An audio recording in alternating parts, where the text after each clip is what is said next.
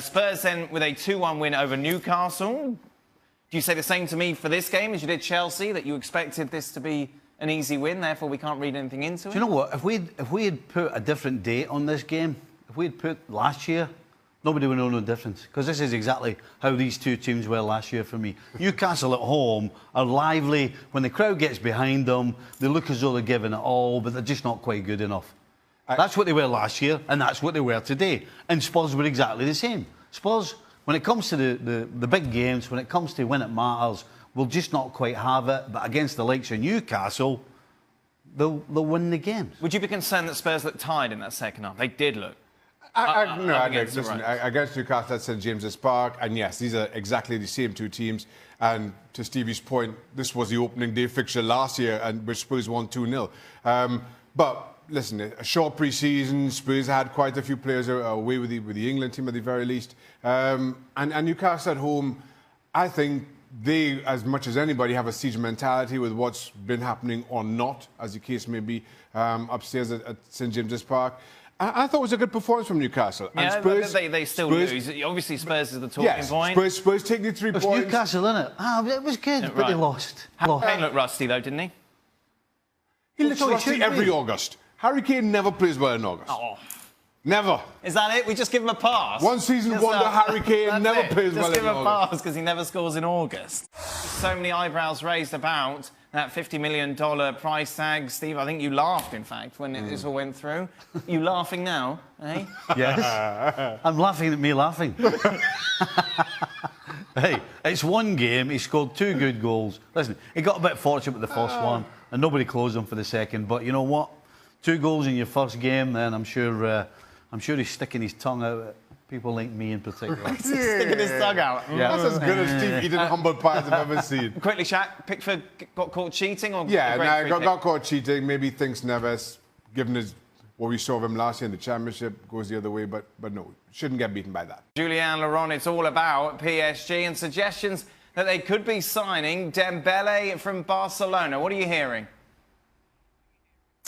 Yeah, it's an interesting one because it's not really the position up front, as you know, on the wing, for example, that they were targeting this summer. They wanted more of a left back and a defensive midfielder first. So I believe Dembele has been offered to a few clubs in Europe. Some have considered him, some haven't. I think PSG maybe are waiting a bit to see what will happen to players like Julian Draxler, Gonzalo Guedes, for example, even Angel Di Maria to a certain extent, and maybe after that see what they can do with Dembele. But I don't think, PSG have a lot of money to spend and they have to be very careful with financial fair play still.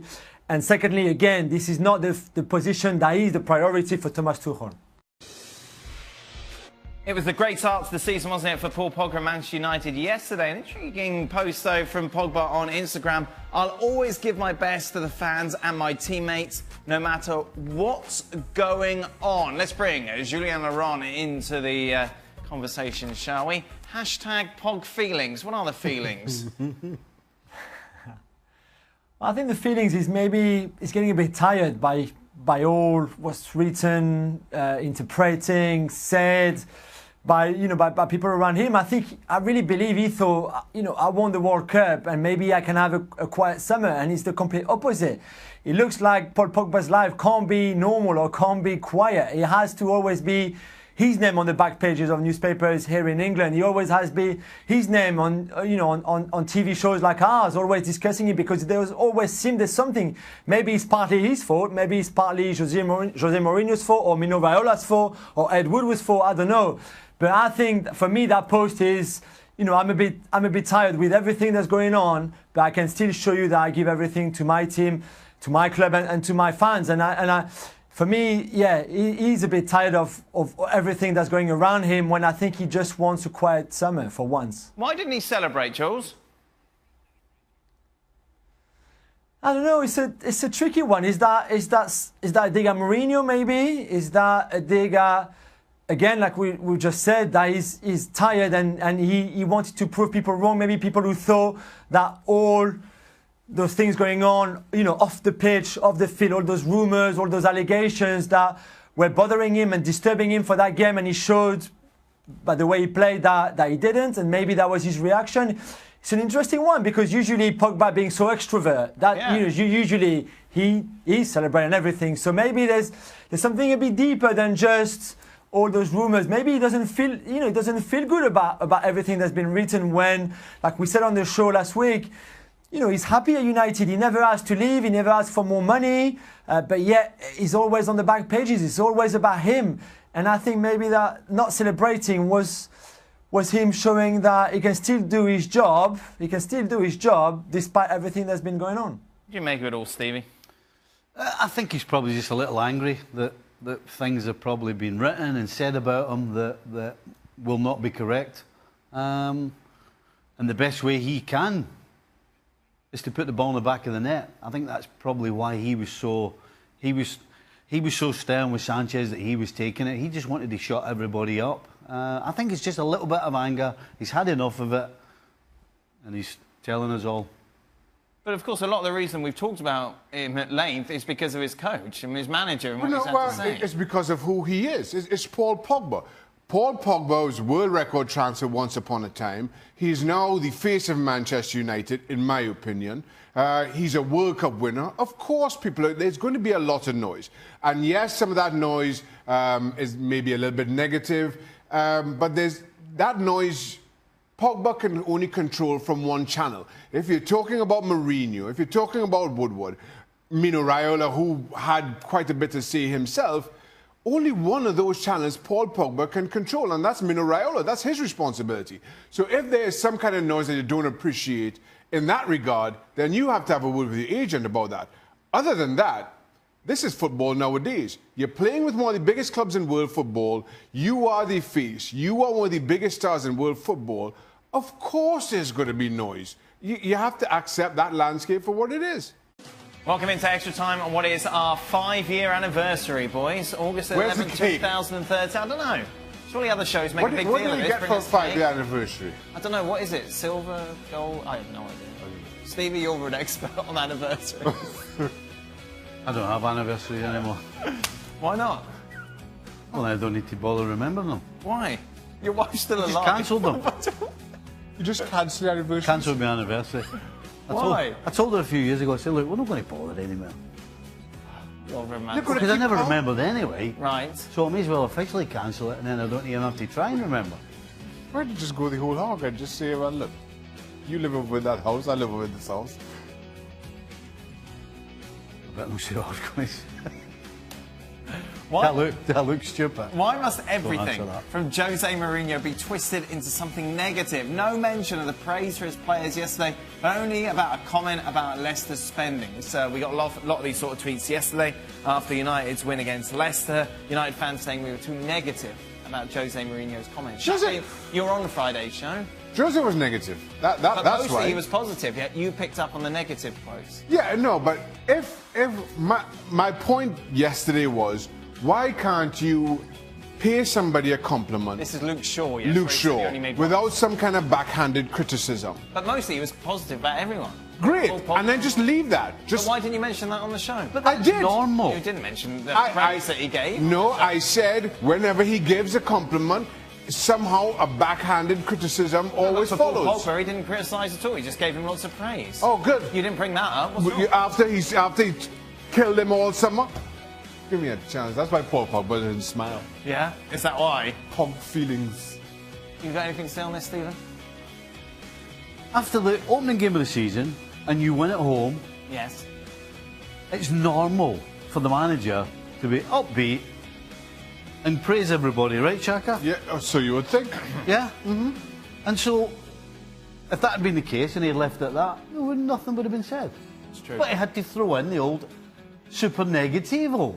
So then why do you wonder why we pick up on it? the old super negativo. Well, Yeah, well, just for our European viewers. Worst superhero ever. for our European viewers. Yes. What language is negativo? Well, it encompasses a lot. Oh, I see. See? Julien, how do you say negative in French? Négatif. Oh, brilliant. Oh, wow.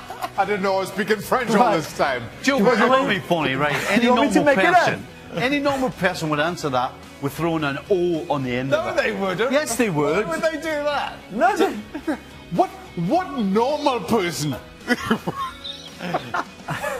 What normal Just person? normal people just to throw an O on the end he of would it. say, he would have said it just to stitch you up.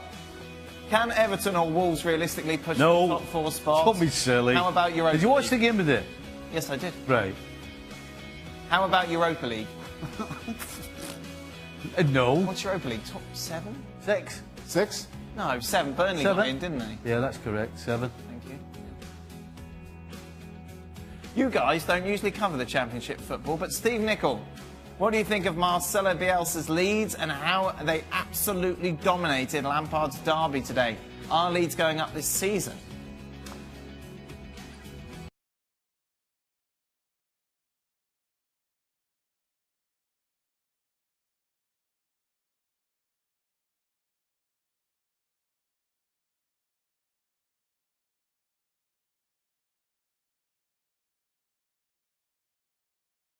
yeah, I mean, usually it lasts 6 months. I don't want to be too negativo, like Steve says, for Leeds fans. See? Don't want to be too negativo for the Leeds fans, but usually the pattern is 6 very, very good months where it's so exciting, it's so working, it's so fantastic. The man marking is brilliant. They run everywhere, and then they run out of steam. That's what they do, and then it gets more difficult. But I hope for Leeds that he can, you know, be a bit more consistency, that he can sustain that effort. But so far, I have to say the 2 games that I've watched were fantastic, and you know, it's a club that needs a lot of love and with great fans, and they need, you know, they need something good. And so far, Bielsa is good. I just hope for them it lasts. Didn't you have some of the team outside the training ground picking up rubbish? All right. Has anyone else?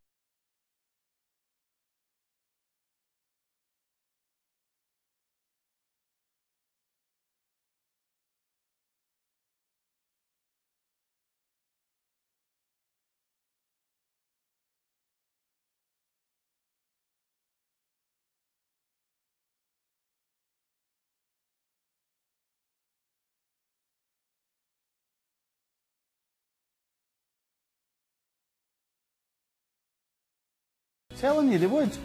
Will Timothy Weah get any playtime this year at PSG, Jules? And do you see superstar potential in him? Yeah, I think he will get some game time. Not a lot, but he will certainly play in the domestic cups. I think he will play in the league as well in some games. He did well in the pre-season. I think Thomas Tuchel was quite impressed by what he offered as an 18-year-old. Let's not forget he's only 18. And he had a very good end of last season, if you remember.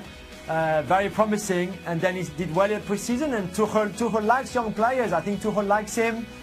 He will get some game time, and I think he asked for it during pre-season after some games. He said, I hope I can play a bit more. I hope I can show the manager what I can do. But he knows it's a bit limited, and he knows it's a bit early to really be Cavani's number 2. I think, you know, he's not a number 2 to Cavani, but he will get some game time, and he will be good for his evolution and his progression.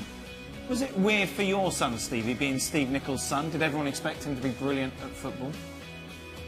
But No, they didn't expect him to be brilliant at football. He just would get stick. Right. Either way, stick. Right. Yeah. Yeah. Yeah. Okay. So, No, it's not easy. It's not easy.